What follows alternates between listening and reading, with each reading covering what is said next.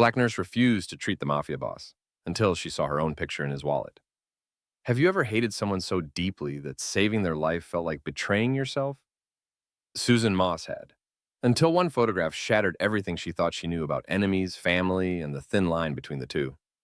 Susan Moss had been working the night shift at St. Matthew's Hospital for 3 years, stitching wounds and steadying heartbeats for gang members, exhausted mothers, and homeless souls who stumbled through the ER doors. At 24, she'd developed a sixth sense about people, could read their pain before they even spoke. The truckers with the herniated discs who tried to smile through agony. The teenagers with the knife wounds who lied about what happened.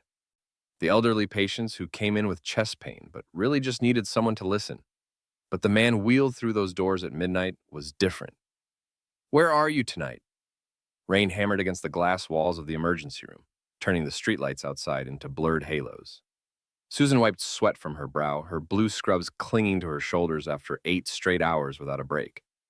She'd just finished suturing a construction worker's gashed hand when the sirens screamed closer, louder, urgent. The automatic doors exploded open.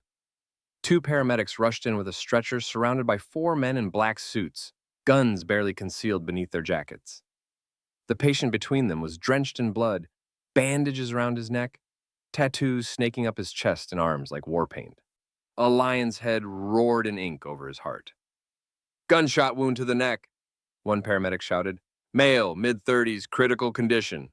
When they tilted his head back to secure the airway, Susan's stomach dropped. She knew that face. Everyone in the city knew that face. Don Tyson. The mafia boss, whose name alone emptied rooms and silenced conversations. The man whose empire had swallowed neighborhoods whole. The man responsible for her brother's disappearance 5 years ago. Or so the streets whispered. Dr. Patel barked orders, his voice cutting through the chaos. "Susan, prep the 4 access. Now! We need to stabilize him before he bleeds out." Her hands froze, mid-reach for the IV kit. "No." The word came out sharper than she intended.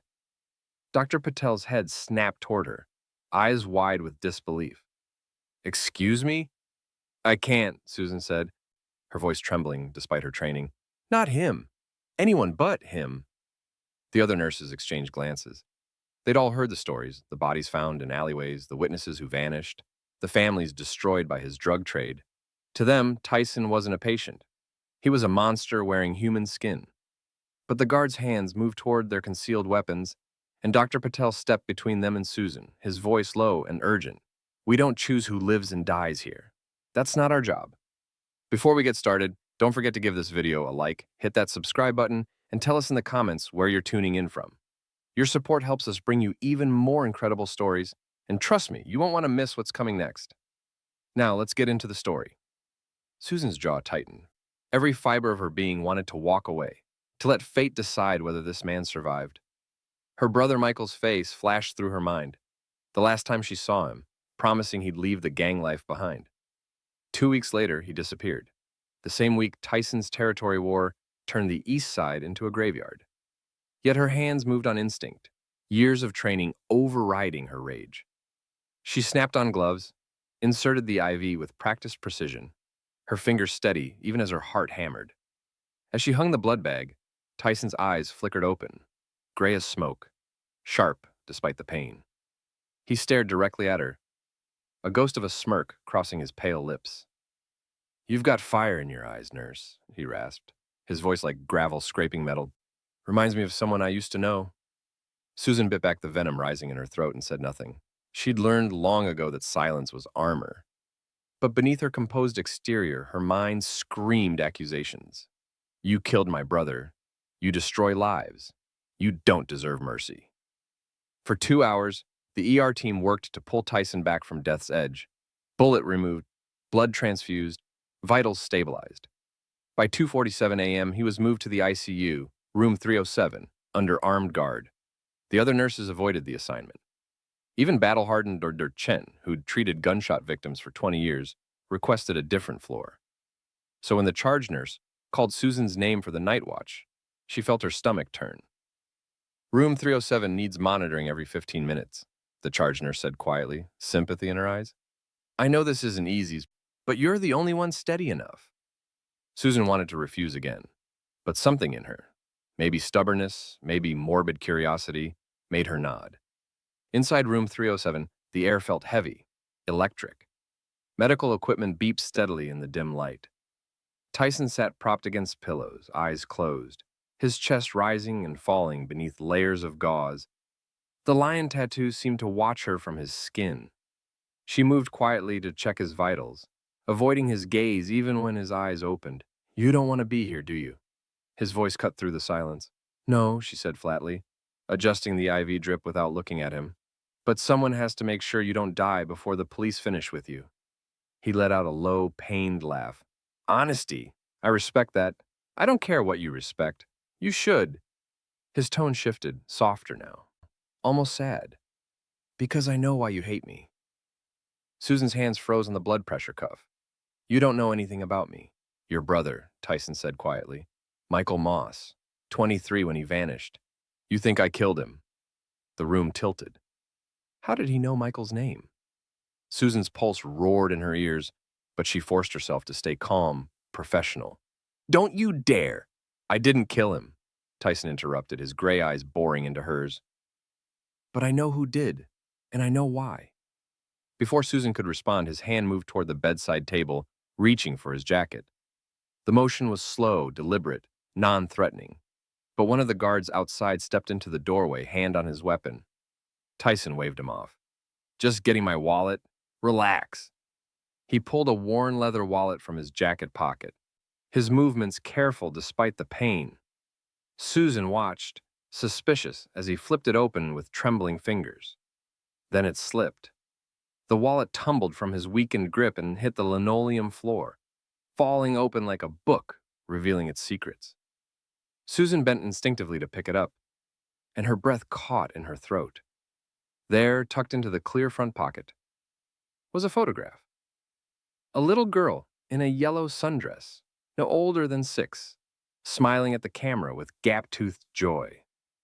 Standing beside her, arm wrapped protectively around the child's shoulders, was a young woman. The woman was Susan herself. Younger, maybe 18, her hair longer, her face softer, but unmistakably her. The photograph trembled in her hand. Where? Her voice cracked. Where did you get this? Tyson's eyes, dulled by pain medication, focused on her with sudden intensity. Because, nurse, he said softly, each word measured and deliberate, that little girl is your sister. The words hung in the sterile air like a blade suspended above her chest. Susan's mind reeled, fragments of forgotten memories clawing their way to the surface. A fire, screaming, someone calling a name she hadn't heard in years. Her knees threatened to buckle, but her training kept her upright, kept her breathing steady, even as her world fractured. She'd been adopted at 8 years old, found alone during a police raid on a burning warehouse. No family, no records, just a terrified child with no memory of her past. The social workers said it was trauma-induced amnesia, common in cases like hers. But if this man, this monster, knew about a sister she'd never known existed, then everything she'd built her life on was a lie. You're insane, Susan whispered, though her voice lacked conviction. The photograph in her hand felt impossibly heavy, like it carried the weight of an entire hidden history. Tyson coughed, blood staining the corner of his mouth. I wish I was, he said. But that photo was taken 16 years ago, nurse, before the fire, before everything fell apart, before I lost you both. Susan didn't sleep. After her shift ended at 6 a.m., she sat in her car in the hospital parking lot, the photograph still burning in her mind. The morning sun crept over the city skyline, painting everything in shades of gold and rust, but she couldn't stop staring at her hands, hands that had saved a man she despised, hands that had held proof of a past she didn't remember. That little girl is your sister. The words echoed like a curse. By the time she returned for her next shift 12 hours later, the entire hospital was buzzing with rumors. 2 police officers now stood permanently outside room 307. Nurses whispered in the break room about the 6 bodies found in the warehouse district, casualties of the turf war that had put Tyson in the ICU. The morning news had shown crime scene footage, blood-soaked concrete, Shell casings glinting under police spotlights, witnesses too terrified to speak. Susan poured herself coffee with shaking hands, trying to ignore the conversations swirling around her. They should just let him die, someone muttered. Save the taxpayers the trial. I heard he executed them himself. Point blank. Nurse Moss? The charge nurse appeared in the doorway, her expression apologetic. I need to talk to you. Susan's stomach sank before the woman even spoke. I know this is difficult, but we're short-staffed tonight. Nurse Chen called in sick, something about chest pains, and Henderson just fainted in the medication room. We had to send her home. The charge nurse paused, guilt crossing her features. I need you back on room 307, just for tonight, please. Every instinct screamed to refuse, to walk out, to demand a transfer to pediatrics, geriatrics, anywhere but the ICU, where a criminal with impossible knowledge about her past lay waiting. But she thought of the photograph, the little girl's smile, the sister she'd never known existed. Fine, Susan heard herself say. Just tonight. Room 307 felt smaller at night. The medical equipment cast ghostly shadows across the walls. Outside the police guards shifted position every few minutes, their radios crackling with static. And then Tyson sat propped against pillows, his gray eyes tracking Susan's every movement as she entered. He looked worse than yesterday. Skin pale as parchment, dark circles beneath his eyes, bandages on his neck stained with seepage. But those eyes remained sharp, predatory, despite the pain medication flowing through his veins. Back again, he said, his voice rough as sandpaper. Thought you'd request a transfer by now. Susan set her medical kit on the tray with deliberate precision, not looking at him. The hospital's short-staffed. Don't flatter yourself. Ah, a ghost of a smirk crossed his lips. Still angry, then. I'm a professional, she said curtly, pulling on gloves, and my feelings don't matter. Liar. Her hands froze on the blood pressure cuff. Excuse me? Your feelings matter very much, nurse. That's why you're here. Tyson shifted, wincing slightly. You want answers about the photo, about your sister, about the fire that took everything. Susan's jaw tightened. She wrapped the cuff around his arm, perhaps a bit tighter than necessary. I'm here because it's my job. Nothing more. Is that what you told yourself last night? When you went home and tore through old adoption papers, trying to find something, anything, that proved I was lying? Her hand slipped. The stethoscope clattered against the metal railing. How did he know? Tyson's expression softened, just barely. I know because I did the same thing, nurse. Spent years searching for proof you were still alive. Interrogated social workers. Bribed courthouse clerks. Tracked down every 8-year-old girl adopted in this city between 2006 and 2008. He paused, his voice dropping to something almost tender. Until 6 months ago, when I finally found you. Working night shifts at St. Matthew's, saving lives while I destroyed them. Susan's pulse hammered. You've been watching me? Protecting you, he corrected quietly. There's a difference. You're insane. But her voice wavered, betraying her doubt. For several minutes, neither spoke. Susan checked his vitals with mechanical efficiency. Pulse elevated, blood pressure unstable, temperature spiking. She made notes on his chart, her handwriting sharp and controlled despite the chaos in her mind. As she reached to adjust his IV drip, she noticed his hands. They were trembling, not from pain or weakness, but something else, something deeper. His fingers curled into fists against the bed sheets, knuckles white, as if trying to hold on to something slipping away. Your hands? Susan said before she could stop herself. They're shaking. Tyson glanced down, seeming surprised by his own body's betrayal. Side effect of the medication? Nothing important. That's not a medication tremor. Her training overrode her anger. That's psychological, stress-induced. His jaw tightened. Drop it, nurse. But Susan had spent 3 years reading body language in the ER. She knew pain when she saw it. And this wasn't physical. What are you so afraid of? The question hung between them like exposed wire. Tyson's eyes flashed with something raw, unguarded. For a moment, the hardened criminal facade cracked, revealing exhaustion and grief so profound it took Susan's breath away. Losing her, he said finally, voice barely above a whisper. Again. Your niece? Susan asked. remembering his words from the night before. Arya? He nodded, the movement slight, pained. She's in St. Catherine's Medical Center, 3 miles from here. Dying of complications from acute lymphoblastic leukemia. Stage 4. The treatments aren't working anymore. His hands shook harder. I came to the city to close one last deal, something that would pay for experimental treatment in Switzerland. But my enemies found me first. Susan's professional instinct warred with her personal fury. If she's so important, why risk your life in a turf war? Because without that deal, she's dead anyway. Tyson met her gaze, unflinching. Everything I've done, every crime, every body, every sin staining my soul has been to keep that little girl alive. The same little girl in the photograph, the one you held when she was born. The room tilted.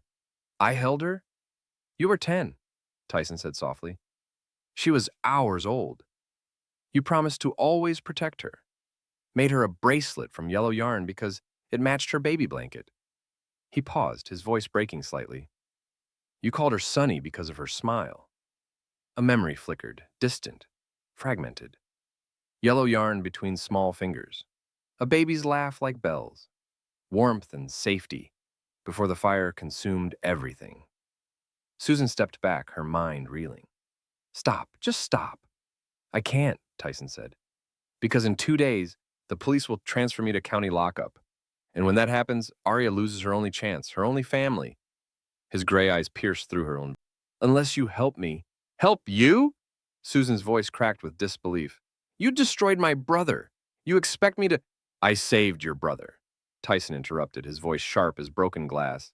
Michael Moss didn't die in that turf war, nurse. He's alive, in witness protection. Because I got him out before my enemies could finish what they started. The medical equipment beeped steadily in the silence that followed, counting heartbeats that felt impossible. Susan stared at him, searching for the lie, the manipulation. But his expression remained steady, certain. You're lying, she whispered. I'm dying, he corrected, and I have no reason to lie anymore. He reached slowly toward the bedside table, pulling out a sealed envelope from beneath his pillow. This contains proof, bank records, witness relocation documents, photos of your brother from 3 months ago, alive and safe in Colorado. He held it out to her. Susan looked at the envelope like it might explode. Take it, Tyson said quietly. Read it tonight. Verify everything, then decide if the monster in room 307 is really the villain you think he is. Her hand moved before her mind could catch up, fingers closing around the paper. Outside, thunder rumbled. Rain began to fall against the windows, just like the night he'd arrived. Why? Susan asked, her voice raw. Why tell me any of this? Tyson's expression softened with something that looked almost like regret. Because you're the only one who can save both of us now. The photograph trembled between Susan's gloved fingers. Time seemed to fracture the sterile hospital room, the beeping monitors, even the rain against the windows, all of it dissolved into the background as she stared at the impossible image. The little girl's gap-toothed smile, the yellow sundress, bright as sunshine, and the young woman beside her, protective arm wrapped around small shoulders. Herself. That's me. But the face staring back at her belonged to a stranger. Younger, yes, maybe 18, but different in ways that went beyond age. That girl in the photograph had light in her eyes. Hope, the kind of innocence Susan couldn't remember ever possessing. Where did you get this? Her voice came out strangled, foreign. Tyson's gray eyes, dulled by pain medication but still sharp with something like grief, never left her face. When he spoke, his voice carried a softness that didn't match the monster she'd built in her mind. Because, nurse, he paused, each word deliberate, weighted with history. That little girl is your sister. The words landed like a physical blow. Susan's training, her carefully constructed professionalism, her armor of clinical detachment, all of it shattered. The photograph slipped from her trembling fingers, fluttering to the floor like a fallen leaf. No, she shook her head, backing away from the bed. That's impossible. I don't have a sister. I don't have anyone. Her voice cracked. I was found alone. The social worker said there was no family, no records, nothing. They lied to protect you, Tyson said quietly, or they didn't know the truth themselves. Suzanne's back hit the wall. Her mind raced through fragments of memory, or the absence of them. She'd been 8 years old when firefighters found her in the ruins of a burning warehouse, covered in soot and blood that wasn't hers. No memory of how she got there. No memory of what came before. The doctors called it dissociative amnesia, a mercy her brain had granted to protect itself from trauma too severe to process. Her adoptive parents, kind and patient, had given her a new life. Susan Moss, a clean slate, a chance to forget the nightmare she couldn't remember. But this man, this criminal, claimed to remember for her. "You're lying," she whispered, though the certainty in her voice wavered. "This is some kind of manipulation. You found an old photo somewhere and your real name was Sophia." Tyson interrupted, his voice cutting through her denial like a scalpel. "Sophia Chen. Your mother was Detective Maya Chen, deep undercover in the Calabrese crime family. You lived with your grandmother in Chinatown until—" He coughed, the motion violent, blood staining the white bandage at his neck. Susan flinched but didn't move to help him. "Until what?" she demanded, hating how desperate she sounded. Tyson's hand moved to his chest, pressing against the gauze as if physically holding himself together. "Until your mother's cover was blown. The Calabrese family found out she was feeding information to the FBI. They came for all of you." His breathing grew labored. "Your grandmother died in the first wave. Your mother got you and Arya out, barely.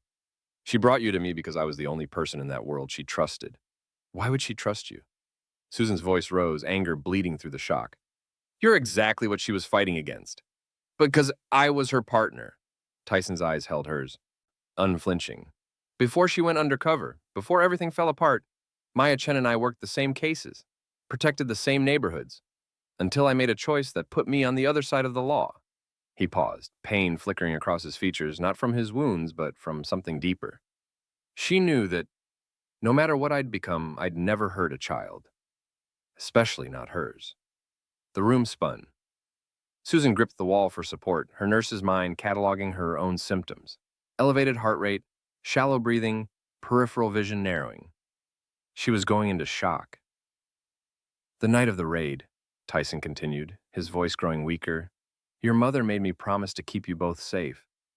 She was going back to distract the Calabrese soldiers, buy us time to escape, and she knew she wouldn't survive." His hand shook as he gestured toward the fallen photograph. "She gave me that picture, made me swear I'd show it to you someday, so you'd know you weren't alone, that you had a sister who—" The heart monitor erupted in a shrill alarm. Susan's training overrode everything else. The shock, the confusion, the impossible revelations. She lunged toward the bed as Tyson's vitals plummeted on the screen. His blood pressure crashed, oxygen saturation dropping. The bandage at his neck bloomed with fresh crimson. "Code blue, room 307, she shouted, slamming the emergency button. "I need crash cart and backup, now." Her hands moved with practiced efficiency even as her mind reeled. She grabbed gauze from the supply tray, pressing it against the hemorrhaging wound. Blood soaked through immediately, hot and slick against her gloves. "Stay with me," she commanded, her voice sharp, clinical. The nurse in her took control, pushing aside the shattered woman who'd just learned her entire history was a lie. "Tyson, stay with me." His eyes rolled back. The monitor's beeping grew erratic, then began the long, flat tone that meant his heart was failing. "No." Susan positioned her hands over his chest, beginning compressions. 1, 2, 3. "You don't get to tell me I have a sister and then die. You don't get to drop a bomb like that and disappear." 4, 5, 6. Her voice broke. "Where is she? Where's Arya?" The crash team burst through the door. Dr. Patel, 2 nurses, equipment rattling on the cart. They moved like a choreographed dance Susan had performed 100 times, but never with stakes this personal. "What happened?" Dr. Patel demanded, taking over compressions. "Carotid hemorrhage," Susan reported, her voice steadier than her hands. "Sutures must have torn." He was talking, and then she stopped herself before saying, "And then he told me my whole life was a lie." The team worked in controlled chaos. Defibrillator charged, paddles pressed to Tyson's tattooed chest. His body jerked with the shock, the line on his chest seeming to roar with the current. Nothing, again, clear, shock, still nothing. Susan's eyes fell to the photograph on the floor, partially obscured by blood-soaked gauze. The little girl's smile seemed to mock her. That little girl is your sister. One more time, Dr. Patel ordered, sweat beading on his forehead. Charging to 360, Susan found herself whispering under her breath, words she didn't recognize as prayer until they left her lips. Don't take him yet. Please, I need to know. I need to know if it's true. The defibrillator whined, charged, released. Tyson's body arced off the bed. And then a beep. Weak, hesitant, but there. Another. The heart monitor found its rhythm again. Irregular, but present. Dr. Patel exhaled hard. We've got him. Susan, pressure on that neck wound. We need to get him to surgery. Now. As they prepped Tyson for emergency transport, Susan pressed gauze against his neck with one hand. With the other, she reached down and retrieved the photograph from the floor. The blood on it was hers and his, mingled together, just like their pasts. The surgery lasted 4 hours. Susan stood outside the OR, still in her blood-stained scrubs, watching through the observation window as Dr. Patel's team worked to repair Tyson's torn carotid artery. Her hands had finally stopped shaking, but the tremor had moved inward, settling somewhere behind her ribs where her heart used to be. Sophia. The name echoed in her skull like a ghost calling from the other side of memory. She'd never heard it before. Not from her adoptive parents, not from social workers, not from the fragmented nightmares that sometimes woke her at 3 a.m. drenched in sweat. But when Tyson spoke it, something ancient and buried had stirred inside her chest. Recognition without memory. Like her bones remembered even if her mind refused. When they finally wheeled Tyson to recovery, stable but unconscious, Susan slipped away to the break room. The fluorescent lights buzzed overhead, harsh and unforgiving. The coffee maker gurgled its familiar rhythm, but she couldn't stomach the thought of food or drink. Instead, she pulled out her phone with trembling fingers. The adoption files were locked behind county records, but Susan had learned years ago how to navigate the bureaucratic labyrinth. A social worker she'd befriended during her nursing clinicals had given her partial access, enough to see the basics of her own case history. She typed in her legal name, Susan Marie Moss. The file loaded slowly, each second stretching into eternity. Case num 2006-8847, minor female, approximately 8 years old. Found October 14, 2006. Location, Warehouse District, 1847 Commerce Street. Circumstances, recovered during police raid. Structure fire. Subject discovered in storage room. Unresponsive but breathing. No identification. No family located. Susan's thumb scrolled down, her breath catching. Additional notes. Child presented with dissociative amnesia, likely trauma-induced. Multiple contusions, smoke inhalation. Blood on clothing not her own. Witness accounts suggest gang-related violence. Recommend psychiatric evaluation and foster placement under sealed identity for protection. Her hands went cold. October 14th, 2006. She opened a new browser tab, fingers moving automatically, searching for something she'd never thought to look for before. Tyson Crime Boss, 2006 Turf War. The results loaded instantly. Bloodbath in Warehouse District. 6 dead in gang violence. October 14th, 2006, Calabrese family targeted in coordinated attack. Authorities suspect rival faction led by enforcer known only as Tyson, Detective Maya Chen killed in crossfire. Undercover officer's identity exposed. Execution-style murder confirmed. Susan's vision blurred. The phone nearly slipped from her grip. Maya Chen. Your mother was Detective Maya Chen. The name meant nothing and everything simultaneously. She clicked on the article, her heart hammering against her ribs. A photograph loaded. A woman in a police dress uniform. Dark hair pulled back. Eyes sharp and kind. She was receiving a commendation for bravery. Susan stared at the face and felt her world tilt sideways. She knew those eyes. Had seen them every morning in the mirror for 24 years. No, she whispered to the empty break room. No, no, no. But the evidence stared back, irrefutable. Same date, same location, a dead detective, a missing child. A Mafia war that painted the Warehouse District red, and a man named Tyson at the center of it all. Susan didn't go home that night.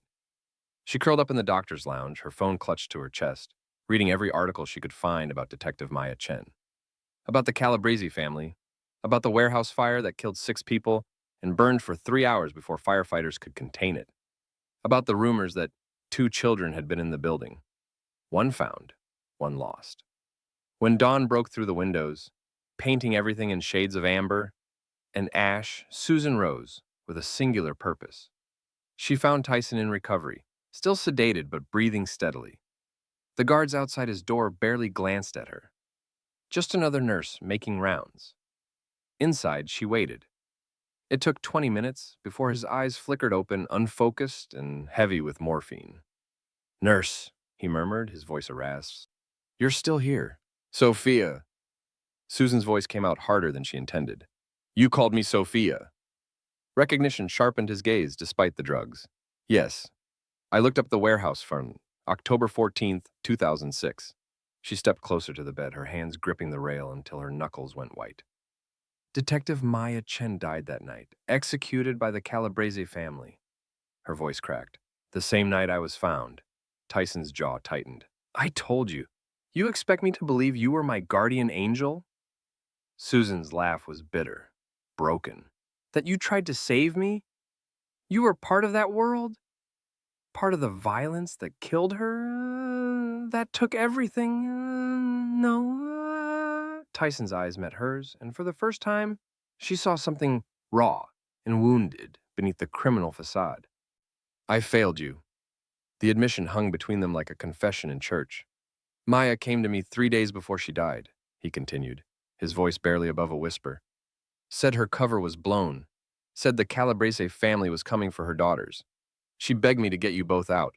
Promised me she'd follow once she secured evidence to take them down." He paused, his breathing labored. "I got you to the safe house, you and Arya. But they found us faster than we expected." Susan's throat constricted. "What happened?" "A fire. They torched the building." Tyson's hands fisted in the sheets, trembling. "I got Arya out first. She was an infant, easier to carry. Told you to hide in the storage room, that I'd come back for you." His voice broke, but the smoke was too thick. The flames spread too fast. By the time I fought my way back inside, the entire West Wing had collapsed. "So, you left me." Susan's words were ice. "I thought you were dead." A tear tracked down Tyson's scarred face, startling in its vulnerability. "I searched the rubble for 3 days, found nothing. The police said no children's remains were recovered, but I thought—" He stopped, swallowing hard. "I thought I'd failed Maya's last request, that you'd burned alive because I wasn't fast enough." Susan's anger wavered, undermined by the grief in his voice. "I raised Arya," Tyson continued. "Tried to give her the life Maya wanted for both of you. But I couldn't protect her from everything. 6 months ago, she got sick. Really sick." His gray eyes, dulled by pain, found Susan's. "And then I found out you were alive, working at St. Matthew's, a nurse, saving lives while I destroyed them." "Why didn't you tell me?" Susan demanded. "Why wait until now?" "Because I didn't know if you'd remember. Didn't know if digging up the past would destroy you all over again." He coughed, grimacing. "But when they shot me, when I knew I might die, I couldn't let you go through life not knowing you had family, that you had a sister who needs you." Susan turned away, her eyes burning. "I don't know what you want from me." "Nothing," Tyson said quietly, "except maybe forgiveness. For the child I couldn't save." She couldn't answer, couldn't breathe. She walked out of room 307 without another word, her vision blurred with tears she refused to let fall. That night, Susan's dreams were fire, smoke thick as oil, voices shouting her name. "Sophia, where are you?" Desperate and fading, heat scorching her lungs. And through the flames, a little face, round cheeks, dark curls, a baby crying in someone's arms as they disappeared through the doorway. "Wait, come back. Don't leave me." Susan woke gasping, her sheets soaked with sweat. The clock read 3:47 a.m., and for the first time in 16 years, she remembered. Not everything, just fragments. But enough. A woman's voice. "Hide, Sophia. Don't come out until he says it's safe." A man's silhouette against fire. "I'll come back for you, I promise." And a baby's cry, fading into smoke and silence. Susan sat up in the darkness, her whole body shaking. The little girl in the photograph. wasn't just Tyson's niece. She was the baby in the fire, the sister Susan had forgotten, area. Susan returned to room 307 the next morning with the photograph in her pocket. She'd barely slept, the dream memory playing on loop behind her eyelids. Each time she closed her eyes, she saw flames, heard crying, felt the suffocating weight of smoke in her lungs. When she finally gave up on sleep, she'd spent hours staring at the little girl in the yellow sundress, searching the child's face for answers. Now she stood at Tyson's bedside while he slept, studying him with new eyes. The tattoos that covered his skin, she'd thought them marks of violence, territory claimed through bloodshed. But looking closer, she noticed something hidden among the ink. On his left forearm, partially obscured by the sleeve of his hospital gown, a date. 10/14/2006, the day of the fire. "You're here early." Tyson's voice, rough with sleep and pain medication, broke the silence. His eyes opened slowly, focusing on her with surprising clarity. "Couldn't stay away?" "I remembered something." Susan pulled a chair close to the bed, her movements deliberate, controlled. "Last night, in my dreams, a fire, someone telling me to hide." She leaned forward, her voice dropping, and a baby crying. Something flickered across Tyson's face. Hope, maybe, or fear. "Tell me everything," Susan demanded. "No more fragments, no more half-truths. I need to know what really happened that night." Tyson was silent for a long moment, his gaze distant, lost in a past that still burned. When he finally spoke, his voice carried the weight of 16 years of guilt. "Your mother wasn't just undercover," he began. "Maya Chen was one of the best detectives the city ever had. Brilliant, fearless. She'd been embedded in the Calabrese organization for 3 years, working her way up from street-level dealer to trusted advisor." He paused, wincing as he shifted positions. "I was her handler, former cop turned private security. We communicated through dead drops, coded messages. She was building a case that would have dismantled the entire operation." Susan's breath caught. "You were a cop?" "Was." Bitterness laced the word. "Until I took a bribe to look the other way during a shipment. They caught me, offered me a choice, prison or work for them. I chose survival. Maya never forgave me for it." His jaw tightened. "But when her cover was blown, and she needed someone to protect her daughters, I was the only person she could trust. Because despite everything I'd become, she knew I'd die before I let the harm come to a child." Flashback, October 12th, 2006. The safe house was a forgotten apartment above a shuttered bodega in the warehouse district. Maya Chen sat at a scarred kitchen table, her service weapon disassembled in front of her, checking each piece with practiced efficiency. Tyson stood by the window, watching the street below. "They'll find us eventually, you know that." "I know." Maya's voice was steady, but her hands trembled slightly. "That's why I need you to promise me something." In the next room, 8-year-old Sophia colored in a notebook while 6-month-old Arya slept in a makeshift crib fashioned from dresser drawers and blankets. "If they come," Maya continued, "you get my girls out. You don't wait for me. You don't look back. You run, and you keep running until they're safe." Tyson turned from the window. "Maya, promise me, Marcus." She used his real name, the one he'd buried when he crossed to the other side of the law. "Promise me on everything we used to stand for." He looked at the children in the next room, the little girl humming as she drew, the baby whose tiny fists curled and uncurled in sleep. "I promise." "The Calabrese family came 2 days later," Tyson continued, his voice hollow. "Middle of the night. Fire was their signature. Clean, thorough, impossible to trace. By the time I smelled smoke, the entire first floor was engulfed." Susan's hands gripped the arms of her chair, knuckles white. "I grabbed Arya first. She was screaming, terrified of the smoke. Told you to hide in the storage closet, that I'd be right back." His voice cracked. "You were so brave, Sophia. Didn't cry. Just nodded and squeezed into that small space, holding your stuffed rabbit like it could protect you." The memory surfaced unbidden. Rough wood against her back. The smell of old paint, clutching something soft and worn. Mr. Hoppy. She'd forgotten she even had a stuffed rabbit. I got Arya outside, Tyson said. Handed her to Maya, who'd arrived too late to stop the fire, but just in time to save her youngest daughter. His eyes grew distant. She was supposed to wait, supposed to stay with Arya while I went back for you. But Maya was a cop first, always. She saw the Calabrese soldiers circling the building and went after them alone. To buy you time, Susan whispered. To buy you time. Tyson's voice broke. She died on the front steps. 3 bullets to the chest so I could get back inside. But the stairwell had collapsed. The smoke was so thick I couldn't see my own hands. I called your name until my lungs bled. A tear tracked down his scarred face. I searched until the firefighters dragged me out. And when they told me no child's body was found in the rubble, I thought you'd escaped somehow. Run away in the chaos. I spent months searching shelters, hospitals, morgues. But you never found me, Susan said softly. Not until 6 months ago. Tyson met her gaze.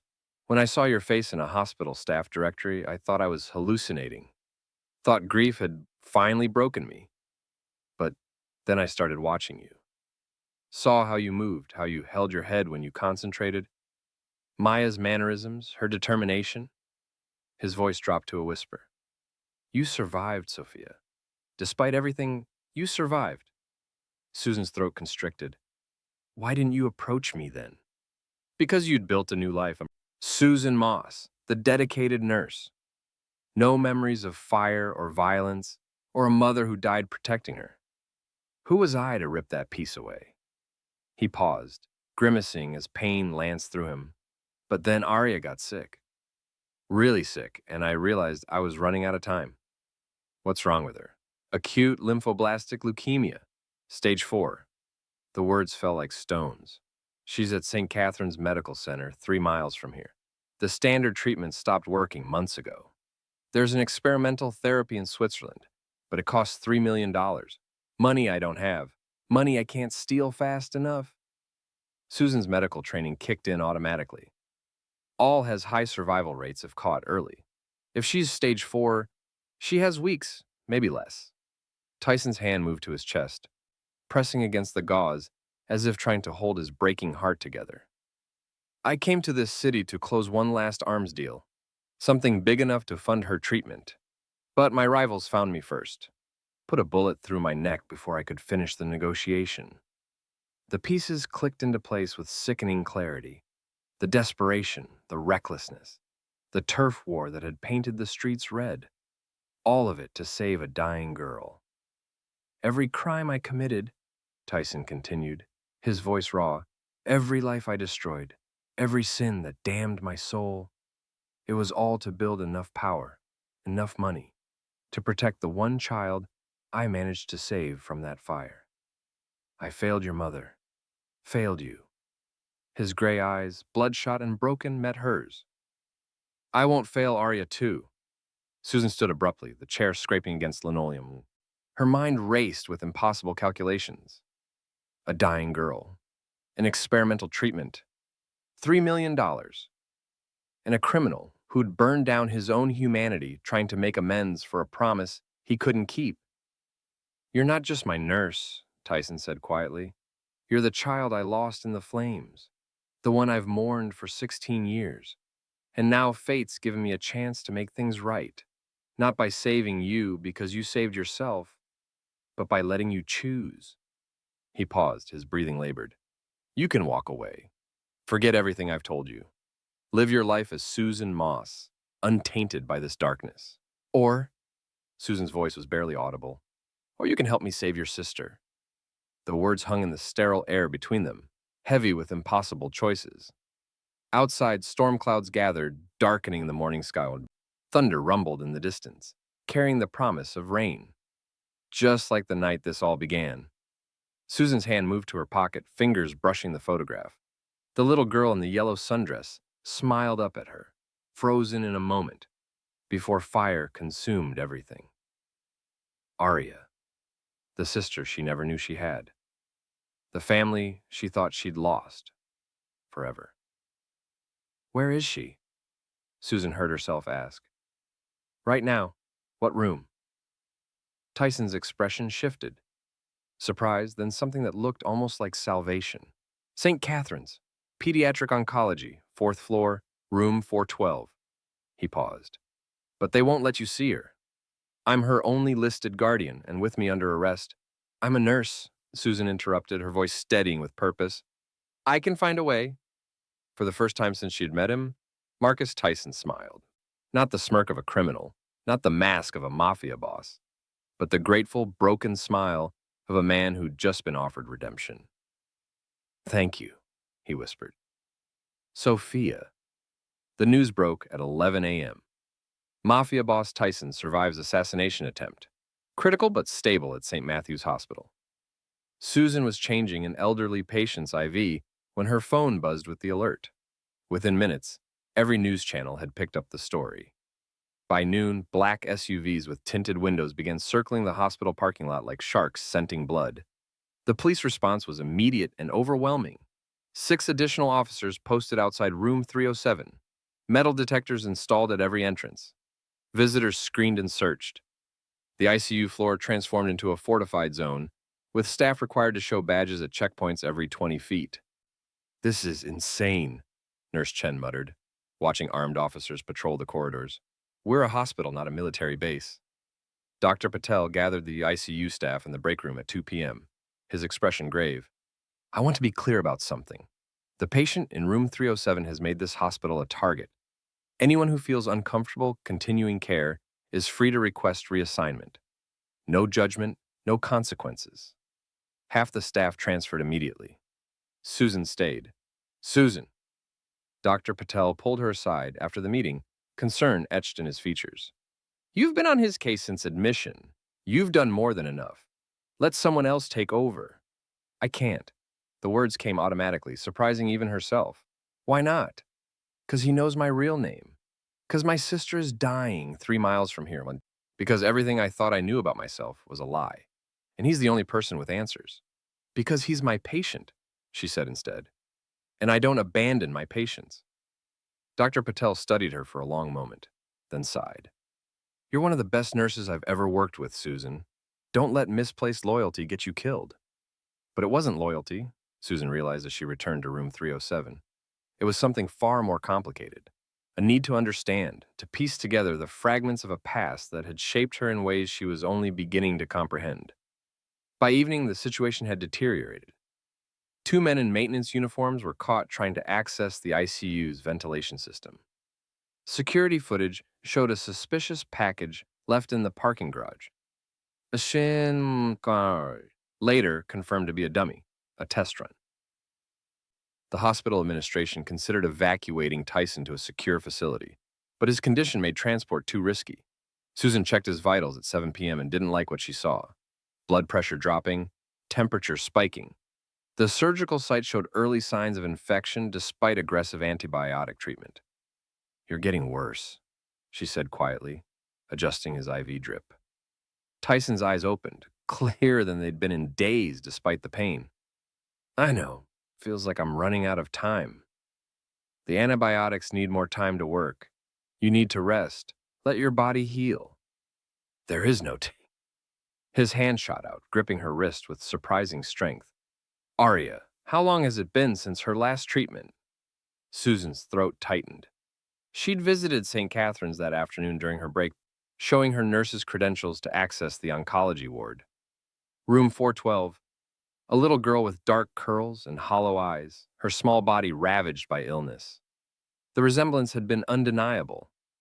Maya Chen's delicate features, that same determined set to her jaw, even in suffering. Susan's sister, a stranger who shared her blood. They gave her palliative care this morning, Susan said softly. The doctors don't think aggressive treatment is viable anymore. They're just trying to keep her comfortable. No, Tyson's voice cracked. No. That's giving up. There's still the Swiss trial, which requires $3 million you don't have. Susan pulled her hand free. Tyson, even if you had the money, she might not survive the flight to Vincenzo. He interrupted, struggling to sit up. Vincent Calabrese, my attorney. He has access to offshore accounts the police don't know about, enough to fund the treatment. He grabbed his phone from the bedside table, wincing as the motion pulled his stitches. You need to take this to him, tonight. I can't just leave the hospital in the middle of, please. The word was raw, desperate. I've already sent him an encrypted message. He's waiting at Rosario's, the Italian restaurant on 5th Street. Give him this phone. He'll know what to do. Tyson's gray eyes bore into hers. Save her, Sophia. Don't let her die because I failed again. Susan stared at the phone in his outstretched hand. Every rational part of her screamed this was insane. Leaving the hospital during lockdown, meeting with a man connected to the Mafia, risking her career, possibly her life, for a sister she'd only just learned existed. But when she closed her eyes, she saw that little girl in room 412, saw herself in the child's features, saw a family she'd been denied for 16 years. If I get caught, you won't, Tyson's voice softened. Maya used to say you were born brave. Prove her right. Susan waited until shift change at 9 p.m., when the chaos of handoff reports created maximum confusion. She changed into street clothes in the locker room, stuffed the phone in her jacket pocket, and slipped out through the staff exit that led to the service alley. The November air bit through her jacket. Rain had started again, turning the alley into a maze of shadows and reflected streetlight. She kept her head down, moving quickly toward where she'd parked that morning. Rosario's was 12 minutes away. She could be there and back before anyone noticed her absence. She was halfway across the parking lot when she heard it. The first gunshot cracked like thunder, echoing off concrete walls. Susan froze, her heart slamming against her ribs. The sound came from the main entrance, where police had set up their primary checkpoint. More shots, rapid fire, automatic weapons. Active shooter! Someone screamed. Everyone down! The hospital's emergency alarm system erupted, a deafening wail that split the night. Susan dropped into a crouch behind a parked van, her nurses' training warring with pure instinct. Her colleagues were inside, her patients, people who needed help. But Aria was dying 3 miles away, and Tyson's phone burned in her pocket like a ticking bomb. More gunfire. Closer now, she saw muzzle flashes near the east entrance. Dark figures moving with military precision, taking positions around the building's perimeter. This wasn't random violence. This was a coordinated assault. They'd come for Tyson. Susan's phone buzzed with an emergency alert. Hospital lockdown in effect. All staff report to safe zones. Do not leave the building. She looked back at St. Matthew's, her workplace, her second home, then forward toward 5th Street and Rosario's, where Vincenzo waited with the means to save a dying child. Every instinct told her to go back, to help, to do her duty. But another voice whispered, softer, older, carrying the weight of smoke and flames and a promise made 16 years ago. You were supposed to be protected. Susan made her choice. She ran toward her car, keeping low, staying in the shadows. Tires squealed as she peeled out of the parking lot, the hospital shrinking in her rearview mirror. Emergency vehicles screamed past in the opposite direction. Police, SWAT, ambulances converging on the war zone St. Matthew's had become. Behind her, the night lit up with gunfire. Ahead, a dying child waited for a miracle, and Susan drove into the darkness, carrying a dead woman's promise and a criminal's last hope. The phone in her pocket felt like it weighed 1,000 pounds. Or maybe that was just the weight of finally knowing who she really was.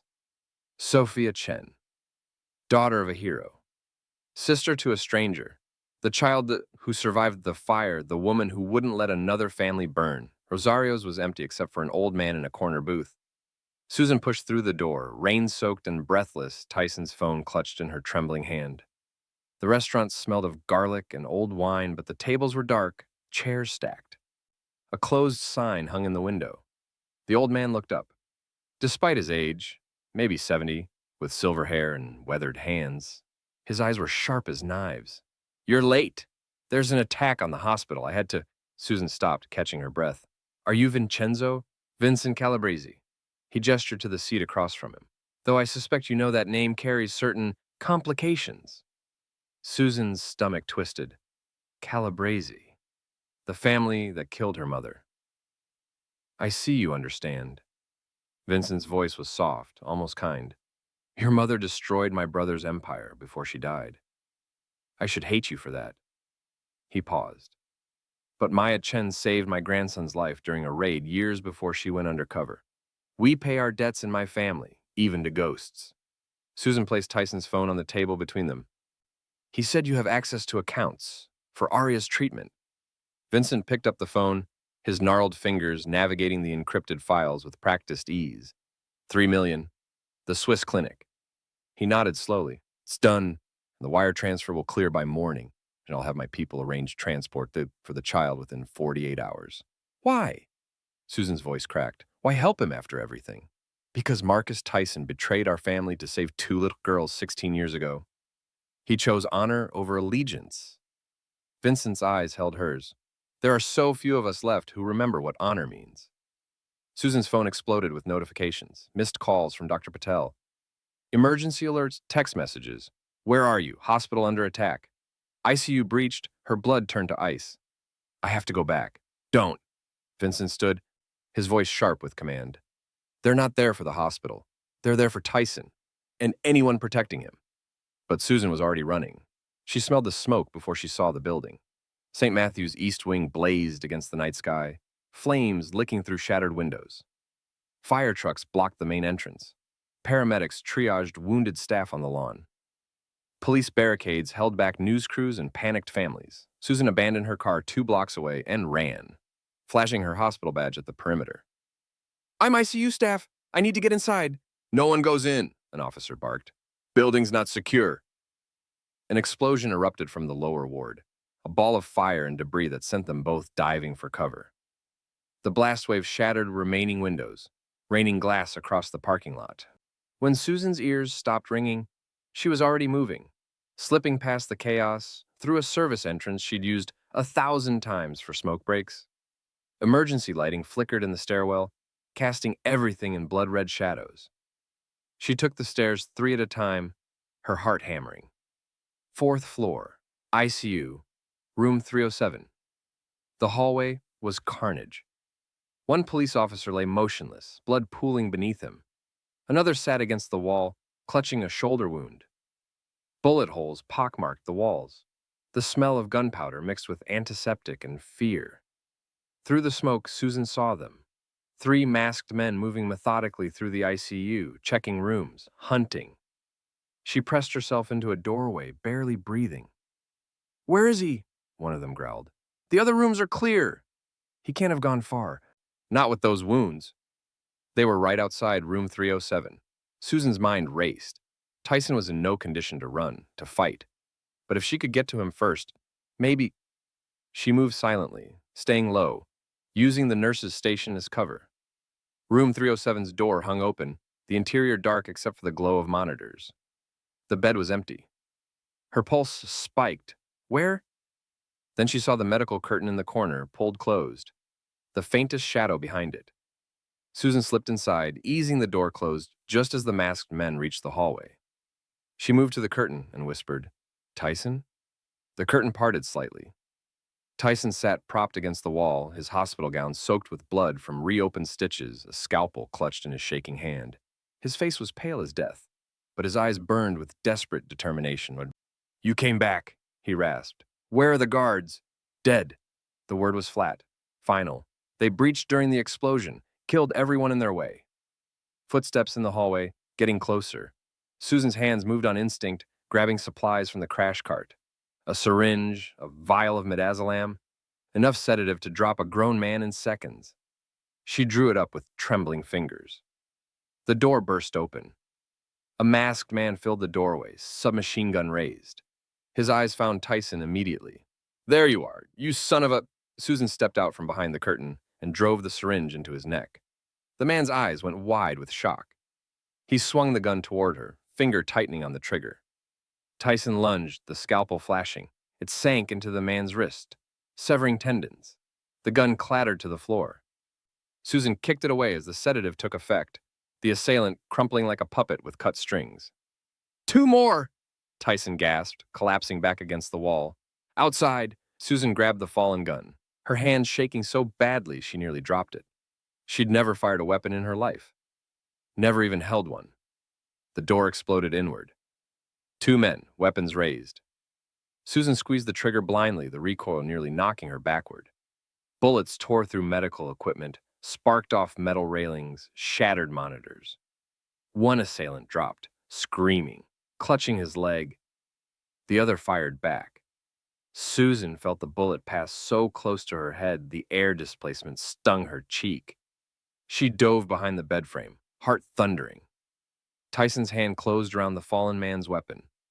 Despite his wounds, despite the blood pouring from his reopened surgical site, he dragged himself upright. "You saved me once," he growled, his voice raw with pain and fury. "Let me return the favor." He fired 3 times. Precise, controlled, professional. The last assailant fell. Silence crashed down, broken only by alarms and distant sirens. Susan's ears rang, her hands wouldn't stop shaking. The acrid smell of gunpowder made her gag. "Tyson?" Her voice sounded far away. He slumped against the wall, the gun sliding from his fingers. His chest, oh God, his chest was soaked red, blood spreading across the white hospital gown like spilled wine. "No!" Susan lunged forward, catching him as he crumpled. "No, no, no, stay with me." His eyes fluttered, unfocused. "Did we get them all?" "SWAT's coming. I can hear them." Susan pressed both hands against his chest, trying to staunch the bleeding. Too much. Too fast. "You're going to be okay. Just stay awake." "Sophia." His hand found hers, blood slick and cold. "Your mother." "Maya." "Don't." Tears burned her eyes. "Don't you dare give me a dying speech. You don't get to tell me about my mother and then leave me alone again." "She'd be proud," Tyson whispered, his gray eyes focusing on her face with heartbreaking clarity. "You've got her courage, her fire, everything she wanted you to be." "Stop talking." Susan's voice broke. "Save your strength. The paramedics are coming. They'll—" His heart stuttered beneath her palms. The monitor's beeping grew erratic, then began the long, flat wail of cardiac arrest. "No!" Susan positioned her hands for compressions, her tears falling onto his chest. "Don't you dare die on me. Not now. Not when I finally found you. Not when Arya needs you. Don't you dare!" She pushed. Once, twice, counting through so. Boots thundered in the hallway. SWAT poured through the door, weapons raised, shouting commands Susan couldn't process through the roar of blood in her ears. But she didn't stop. Didn't let go. 1, 2, 3, 4, 5. "Ma'am, step back. Let us—" "I'm a nurse!" Susan screamed, her voice ragged. "He's crashing! Someone get me an AED, now!" The team moved. Professional. Efficient. The defibrillator charged. "Clear!" Tyson's body arced.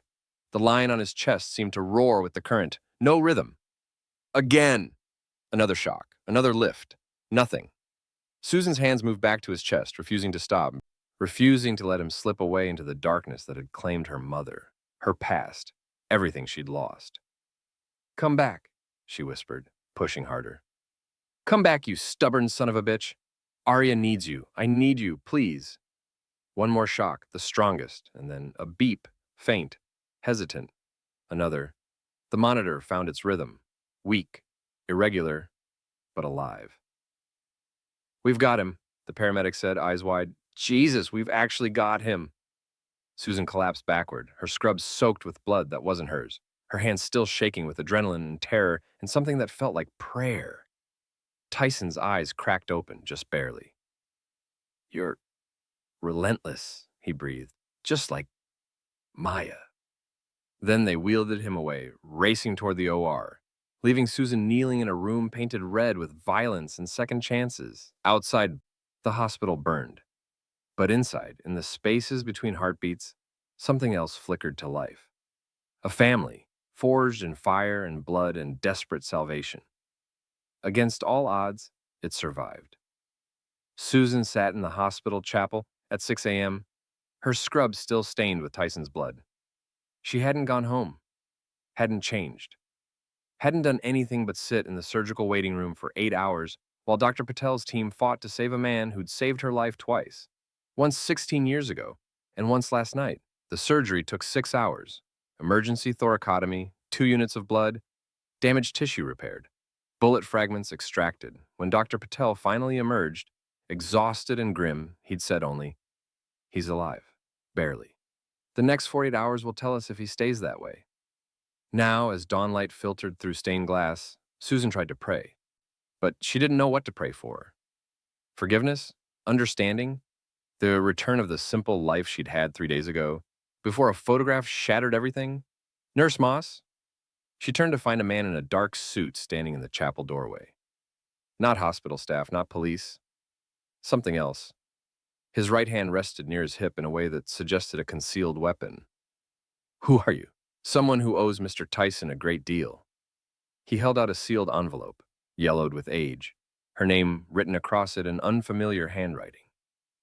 He asked me to give you this if anything happened to him. Wrote it 6 months ago, when he first found you. Susan's hands trembled as she took it. The paper felt impossibly heavy. He's going to survive, she said, though she wasn't sure who she was trying to convince. The man's expression softened. Yes, Your Honor, ma'am, but survival and freedom are different things. The police will take him into custody within the hour. He paused at the doorway. For what it's worth, Marcus Tyson is the most honorable man I've ever known. Even when honor required him to become a monster. Then he was gone, leaving Susan alone with the envelope and the weight of 16 years of secrets. Her fingers shook as she broke the seal. To Sophia, if you're reading this, then you know the truth, or at least part of it. I'm not good with words, never have been, but I owe you the rest of the story. The pieces your mother took to her grave. I met Maya Chen when we were both rookies in the police academy. She was brilliant, fierce, impossible to intimidate. We became partners, then friends. She was the best cop I ever knew. When I fell from grace, when I took that first bribe and crossed the line, she was the only one who tried to save me, even when I didn't want to be saved. By the time she went undercover in the Calabrese family, I'd become everything she despised. But when she discovered the truth, that the corruption went deeper than organized crime, that it reached into the highest levels of law enforcement, she came to me. Because despite what I'd become, she knew I'd protect her daughters above all else. Your mother uncovered a network of dirty cops working with the Calabrese family, judges on the payroll, district attorneys taking bribes, evidence rooms where drugs and weapons disappeared. She gathered proof that would have brought down half the department. That's why they killed her, Sophia. Not just because she infiltrated the mob, but because she threatened to expose the system that protected it. The night of the fire, Maya told me she'd hidden copies of her evidence. Said if anything happened to her, I should use it to protect you and Arya. Give you leverage. Insurance against anyone who might come after you. But I was a coward. After I lost you in the flames, after I failed to save you both, I destroyed that evidence. Burned every file, every document, because I was afraid. Afraid that keeping Maya's secrets would make Arya a target. Afraid that the corrupt system would come for the only child I had left. So I made a different choice. I became powerful enough that no one would dare touch what was mine. Built an empire on the same violence and crime your mother had fought against. Every deal I made, every law I broke, every soul I damned, all of it to create a fortress around one little girl. I became the monster your mother died trying to stop. And I told myself it was for Arya's protection. But the truth is simpler and uglier. I let fear turn me into everything I once swore to fight. You survived without me, Sophia. Built a life of honor and purpose. Became a healer while I became a destroyer. When I found you 6 months ago, healthy, strong, saving lives, I realized Maya's greatest gift wasn't the evidence she died protecting. It was you, a daughter who inherited her courage instead of my cowardice. I'm writing this because I know how this ends. Men like me don't get happy endings. Eventually, the violence catches up. The debts come due. And when they do, I need you to know I'm sorry. Sorry I couldn't save you that night. Sorry I failed your mother's trust. Sorry I became the thing she would have hated most. But most of all, I'm sorry I can't be the father figure you deserved, the guardian Maya wanted for you. All I can offer is this. Forgive me. Not for my sake, I'm beyond redemption, but for yours. Don't let hate turn you into me. Don't let the desire for justice become an obsession that destroys everything beautiful in you. Maya died believing in mercy, in second chances, in the possibility that even broken people could be made whole. Live that truth, Sophia. Be the woman she wanted you to become. And if you ever find it in your heart to tell Arya about her mother, about Maya Chen, the hero, Please don't tell her about me. Let her remember the man who read her bedtime stories, not the monster who paid for them in blood, and you were always meant for better things, Marcus. Susan's tears fell onto the paper, smudging ink that had been waiting 6 months to be read. She heard footsteps in the hallway, authoritative voices, the metallic click of handcuffs. Moving on autopilot, Susan folded the letter and slipped it into her pocket beside the photograph. Then she walked to room 307, where Tyson lay recovering under guard. 6 police officers stood in the room. Detective Morrison, who'd been coordinating the investigation, held up an arrest warrant. Marcus Tyson, you're under arrest for racketeering, murder, conspiracy to... I know the charges. Tyson's voice was weak but steady. His eyes found Susan in the doorway. Can I have a moment? Morrison hesitated, then nodded. 2 minutes. And don't try anything stupid. You can barely sit up. The officer stepped into the hall, leaving Susan and Tyson alone. You got the letter, he said quietly. Not a question. Yes. And? Susan moved to his bedside, her hand finding the photograph in her pocket. She pulled it out, bloodstained now, creased from being clutched through violence and fear, and placed it on the table beside him. My mother chose you to protect us, she said softly. Not because you were perfect, but because she saw something in you worth saving, something honorable beneath the darkness.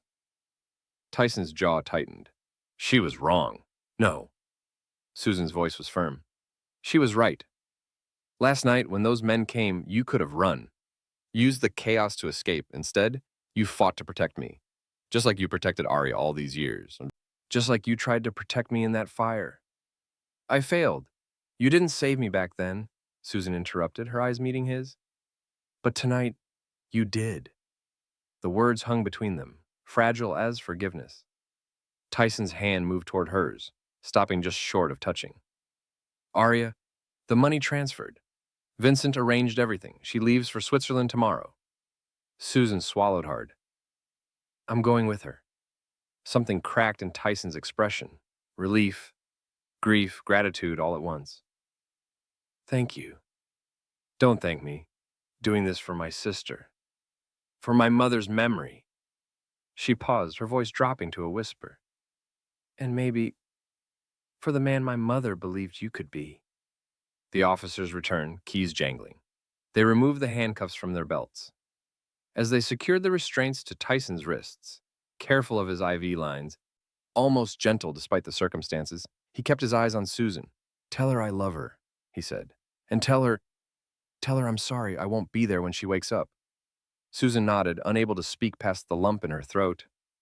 They wheeled him toward the door, toward county lockup, toward trial and prison, and the end of the empire he'd built from blood and desperation. But as he passed Susan, he whispered so softly only she could hear. Thank you for seeing the man beneath the monster, Sophia. Then he was gone, leaving only bloodstains and memories and the ghost of a promise kept too late. Susan stood alone in room 307, the photograph in her hand, the letter in her pocket, and a sister waiting 3 miles away. Outside, the November sun broke through storm clouds, painting the hospital in gold. And for the first time in 16 years, Susan Chen, no longer Susan Moss, understood what her mother had died protecting. Not evidence, not secrets. Hope.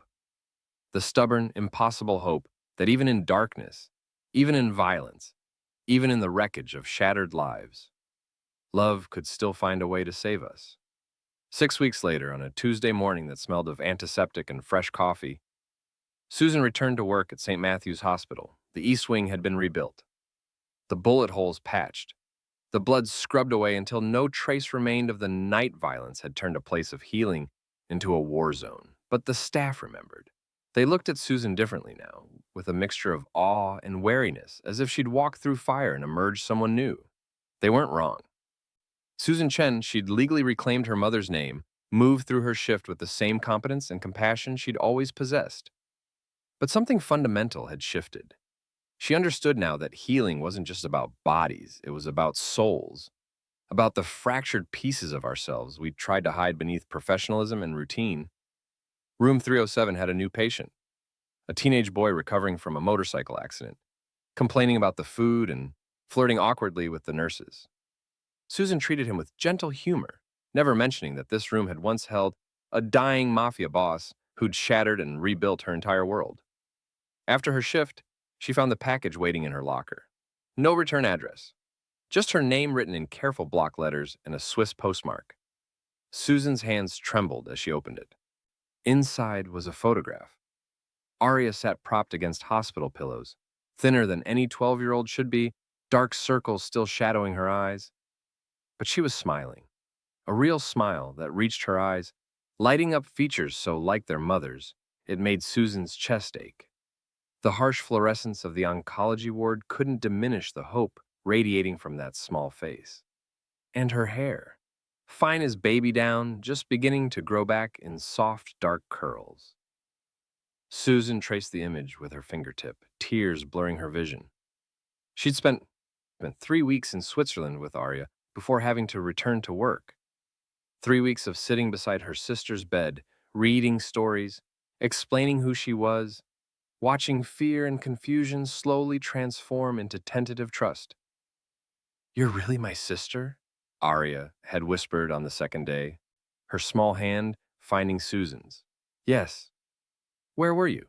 "Lost," Susan had answered honestly, "but I found my way back." Now, back in the cramped hospital locker room, Susan found a note tucked beneath the photograph. The handwriting was familiar, strong, angular, controlled despite the circumstances under which it must have been written. "Sophia, the doctors tell me Aria's in remission. Early stages, but the experimental treatment is working. They're cautiously optimistic. I don't know what that word means coming from doctors, but I'll take it. You were right to save me. Not because I deserved it, we both know I didn't, but because of her. Because she gets another chance now.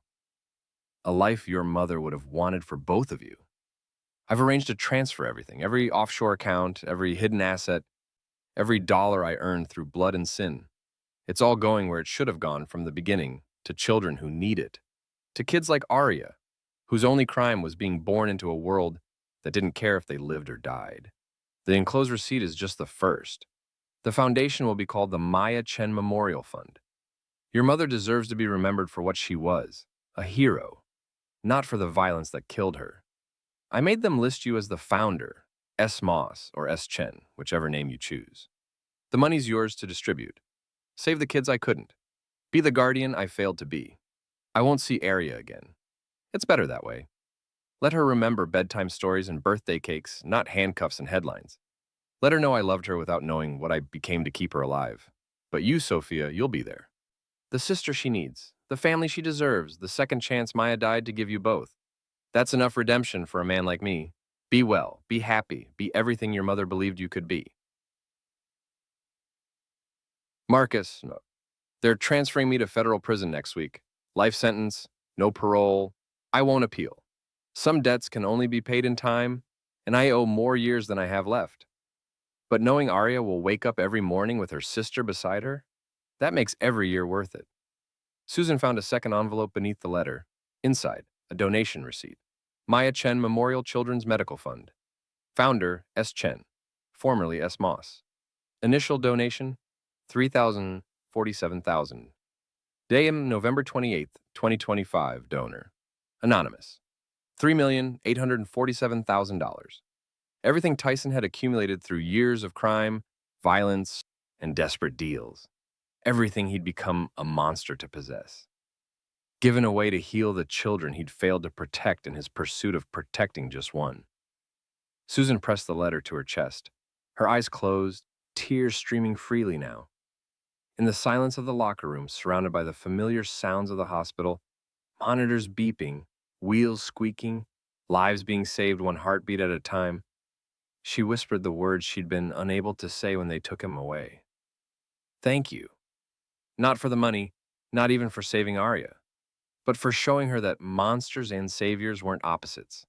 They were the same broken people, making different choices in the darkness. That evening, Susan sat at the small table in her apartment, arranging her most precious possessions. Her nursing badge, worn and scratched from 3 years of night shifts.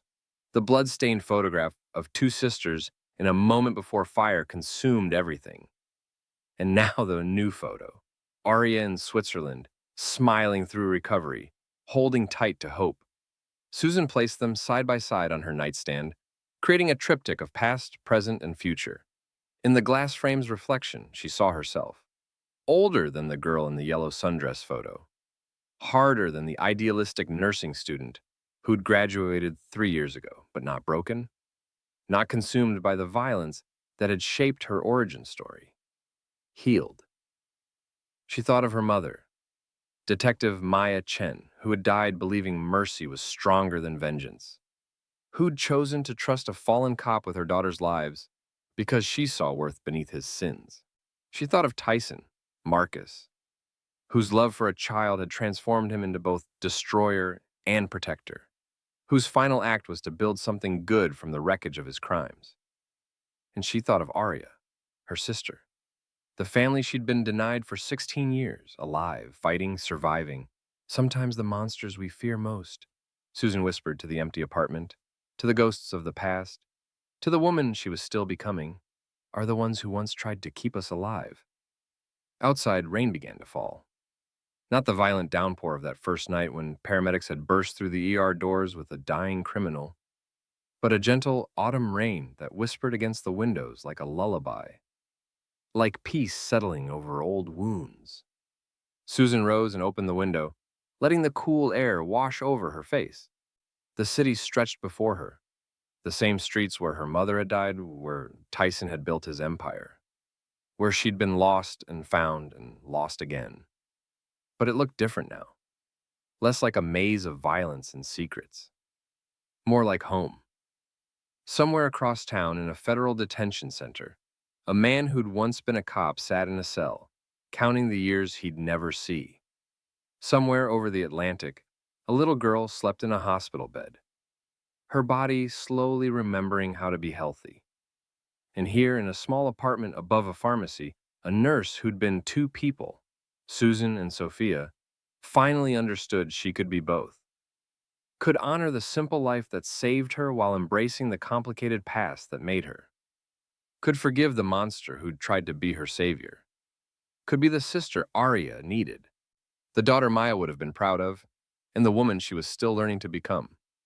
The rain fell steadier now, drumming a rhythm that sounded less like sorrow and more like possibility. Susan closed her eyes and listened. And in the space between heartbeats, between past and future, between monster and man, she found peace.